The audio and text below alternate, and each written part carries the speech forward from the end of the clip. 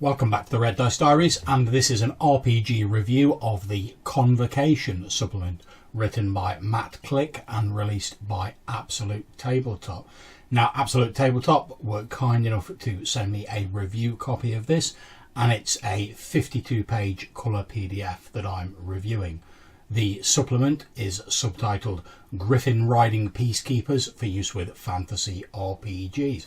And I like the fact it puts straight out there what the subject of the supplement is going to be. The cover is an interesting picture showing some Griffin riders flying below floating islands of Earth. The PDF begins with a list of writing credits and a brief description of the land of Erenoth and an organisation known as the Convocation that stands against the darkness. According to the supplement, the singular term for a member of the organisation would appear to be a convoker. Although I know this is a real word, it does sound a little bit awkward to me, and I'm sure a better, easy to say term could have been picked. If I was suspicious minded, I might think the term was chosen for its similarity to the name of a well-known RPG group. The PDF launches into a foreword laying out Absolute Tabletop's goal of creating supplements for players and GMs over the course of 2016. Matt obviously has a lot of passion for this organisation of heroic Griffin riders, which is a good thing and comes through in his writing.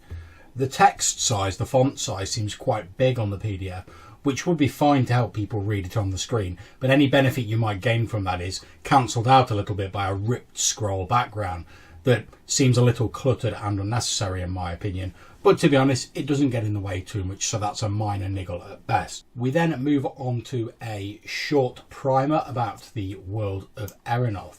This is reminiscent of the key assumptions bit in the 5th Ed Dungeon Master's Guide, where it tells you what core concepts are involved in a D&D world. The primer paints a picture of a world created in a mighty conflict between dragons and gods, now shrouded in darkness, but where a few individuals stand against this darkness using technology and magic to fight it back. The next chapter details the Convocation in more detail as an organisation, painting them as a military peacekeeping organisation that operates throughout Erenoth. From their beginning as a rebellion opposing an ancient undead, they have risen to become a police force for the realm. The organisation is split into 3 orders consisting of chaplains, which are divine spellcasters, envoys who work as ambassadors, and wardens who are like the warriors and the tacticians of the group. An interesting extra wrinkle is that the Convocation was involved in a conflict in the northern part of Erenoth just over a decade ago that resulted in the landscape being blasted, and that has recently started to turn popular opinion against them somewhat. This is quite interesting and makes the organisation seem as though it isn't just a paladin-like order of shining white-robed do-gooders, giving them a little bit more texture and dimension. The next chapter is titled Orders of the Convocation, and a little confusingly, after the previous chapter told us that the Convocation was split into 3 orders, this chapter begins by telling us that actually it has 6 orders, the 3 major ones we've been introduced to so far, and 3 minor orders that act as support personnel. I can see the logic in this, but I think the minor orders should have been either mentioned in the previous chapter, or the support personnel shouldn't be designated as an order in and of themselves. It would save confusion as to whether there are 3 or 6 orders. The chapter gives a page breakdown of the different major orders, including a potted description of their current leader and a single page description of the minor orders.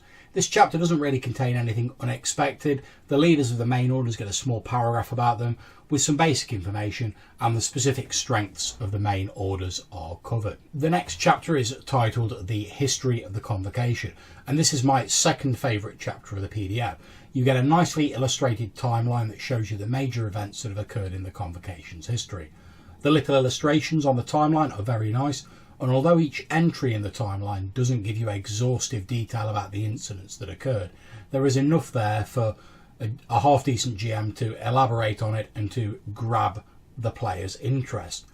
I assume that Absolute Tabletop would be releasing future supplements concerning these events.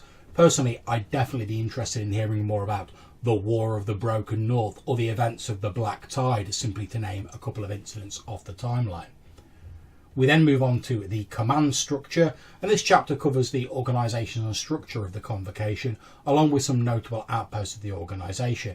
Now, I find this chapter a little bit dry, to be honest, since effectively it's just a big list of ranks and some sparse detailing of the different outposts.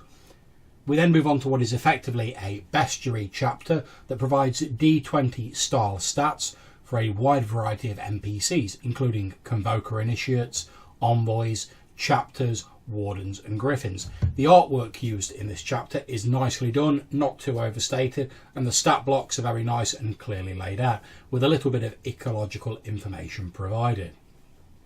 The next chapter is titled Convoker Missions, and it begins with a random D20 table that allows a time-pressured GM to roll up very quickly missions for their group of Convokers to undertake. Now, I'm a big fan of things like this as a time saver or an idea generator for GMs, since as GMs we never seem to have enough time to plan everything 100% how we'd like. The chapter goes on to provide a smattering of sample missions, all of which are very interesting and feel like they could really be developed into full sessions with just a little bit of work. The next chapter is titled Convokers Elsewhere. This chapter offers some suggestions for fitting the Convokers into the Dragon Grin setting of Tabletop Terrors.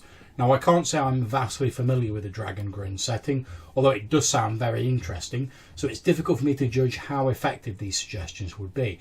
It would have been nice to see some more general tips and hints for fitting the organisation into different popular campaign settings, though, Greyhawk, Forgotten Realms, etc. Although given copyrights, I'm not entirely sure how feasible that is.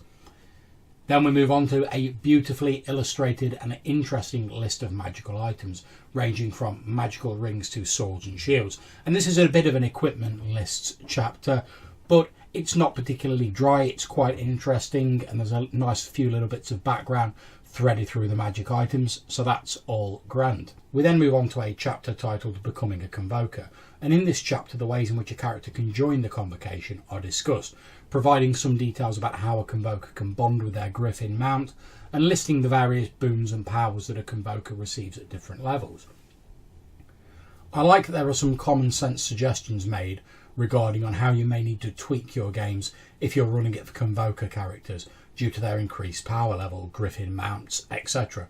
Although it does make me wonder how well a mixed Convoker non-Convoker game would run, and whether using Convokers would lead to an inevitable power creep in games. The next chapter is titled Convokers in the Background, and it gives some ideas about how you can use the Convocation in the background of your campaign world, should your player characters not be directly involved with them, without the organisation overshadowing the PCs of your game.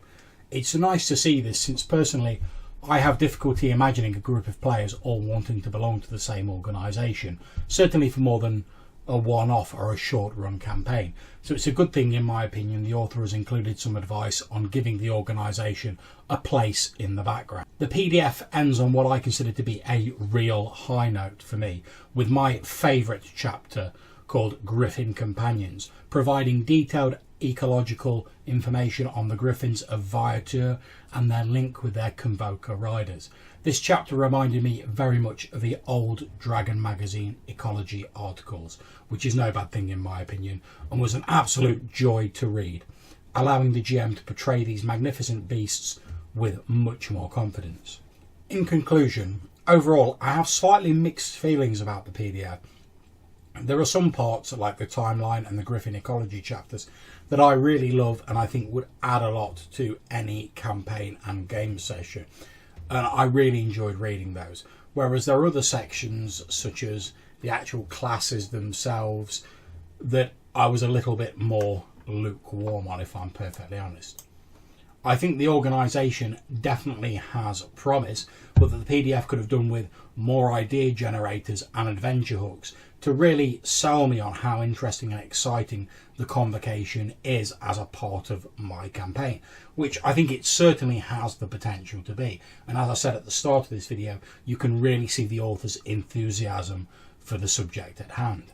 However, at $4.99 US, which is just under £4 in British money for a full colour PDF, if you want a fairly detailed organisation in your campaign that will require minimal work to get up and running in your game world of choice, then you really cannot go far wrong for the price with this PDF. And I'm certainly looking forward to seeing future absolute tabletop releases. If this is anything to go by and they continue going from strength to strength, I think we should expect to see a lot more quality products from them. So I hope you've enjoyed this review. You'll consider clicking on the red dice up there to subscribe to my channel. If you have any comments, please put them in the comments box down below, or as always, hit me up in the Google Plus links. You can find us on all the normal social media and at our blog, www.reddicediaries.com. Until we see you next time, take care and happy gaming.